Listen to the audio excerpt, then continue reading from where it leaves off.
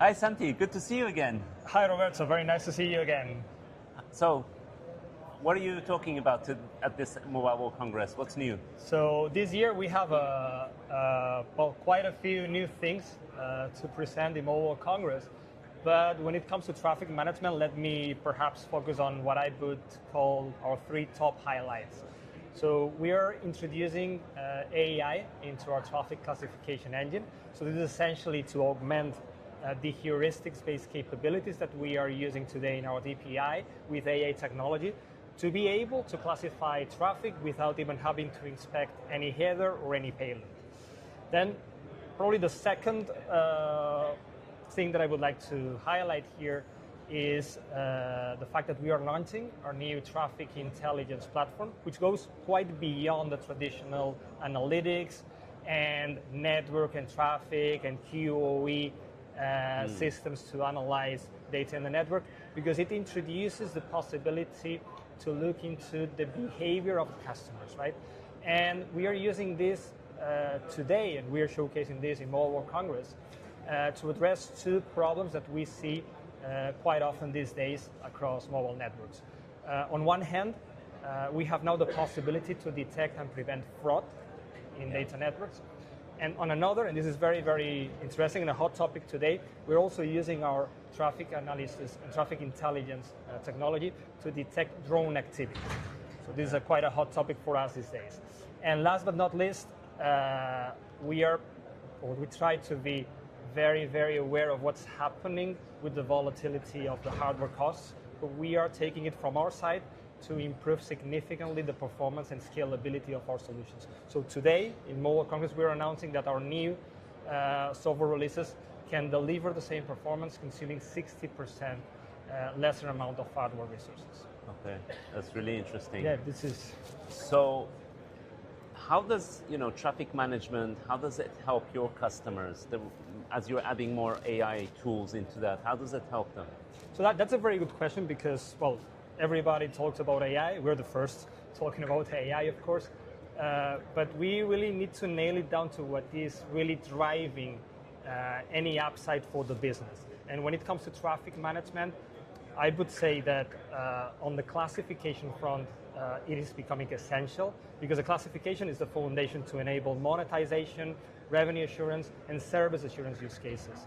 And we are seeing that today, same as before, but even more important today, traffic gets more and more encrypted. We are seeing things such as encrypted client hello, DO8, DOT, DOQ. So it is very, very challenging to keep using the traditional DPI technology to classify traffic. AI is providing us with an edge differentiation compared to any other solution in the market, and we're proud to say that we have tested it in a live environment in a tier 1 operator very recently with very good results. We have been able to identify more than 70 applications without having to look into the content and where ECH was present. On another hand, on the traffic intelligence side of things, this has been essential for us to identify fraudulent activity. So without AI, we wouldn't have been able to do so. And this is denoting a 2 to 3% revenue leakage for many operators based on the data that we have from some initial engagements.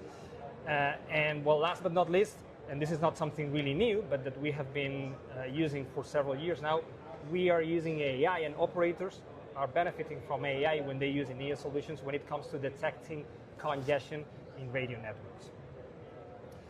So I would also like to ask your view, Roberto, here. So how does Omdia see the impact of AI beyond and above the hype? So yes, what are you really seeing as a business? So there is a lot of talk around AI, as you've touched on several times. In this Mobile World Congress, it seems like AI is coming of age.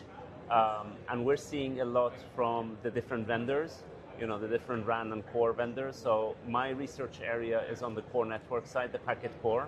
And I'm talking and asking questions about how AI will help the operators implement and improve core network efficiency. So there's a lot of discussions around OpEx savings and some of the things that you mentioned as well, so around monetization. So, use AI in the UPF function, for example, to be able to understand the traffic, understand not so much, you don't need to decrypt the traffic, but to understand what the customer is doing, and then the operator can suggest, for example, better uplink for a short period of time for maybe $1 or €1 for 2 hours or something like this. So you can make an uplift in terms of revenue in this way and provide maybe social media influencers additional support on the network side. Or, for example, gamers, if there's someone who's doing gaming and they want to understand, can they use low latency gaming in an environment if they can pay something more? So understanding the traffic, again, in this case is really, really critical. And we're seeing a lot of the vendors talk about this sort of monetization opportunities for the operators. So that's music to our ears, because we've been traditionally seeing AI as an operational efficiency tool. So I'm glad that we start seeing more monetization cases for AI. The story is growing, definitely, yeah. So thanks, Roberto. Thank you so much, Santi. Thank you.